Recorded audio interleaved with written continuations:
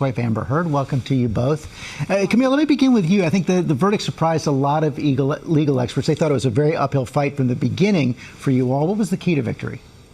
I think the key to victory was focusing on the facts and the evidence, and Johnny's opportunity to speak the truth for the first time. It was 6 years in the making, and I think he was able to connect with the jury and the general public and tell what really happened in this relationship.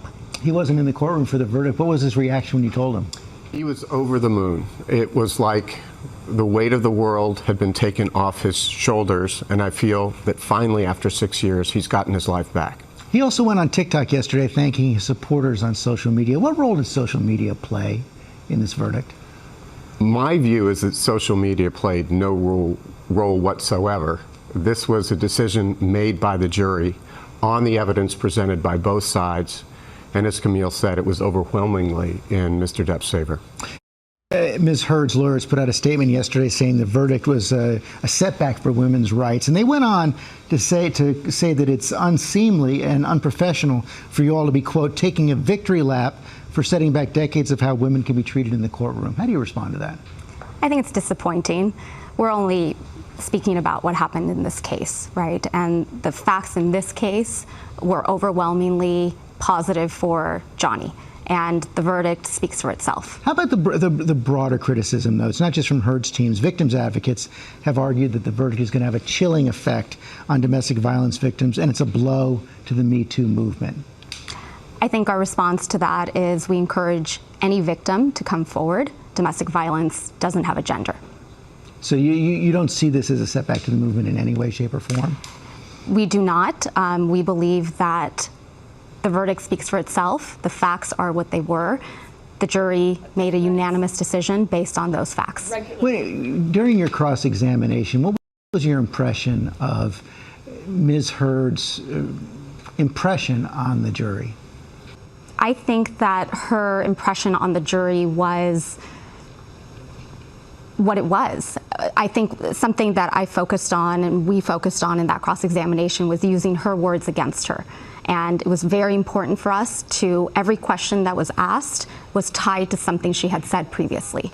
And I think the jury got to see and the world got to see and hear from Ms. Heard in that relationship on every single topic. And George, I think there was a real contrast.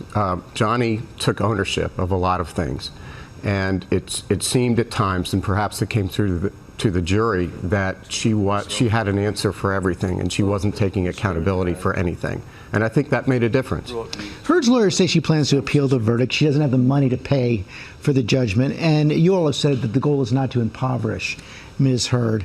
Is it possible where we could see a settlement where she foregoes the appeal in return for Mr. Depp waiving any monetary damages? Well, George, we obviously can't disclose attorney-client communications, but as Mr. Depp testified, and as we both made clear in our respective closings, this was never about money for Mr. Depp.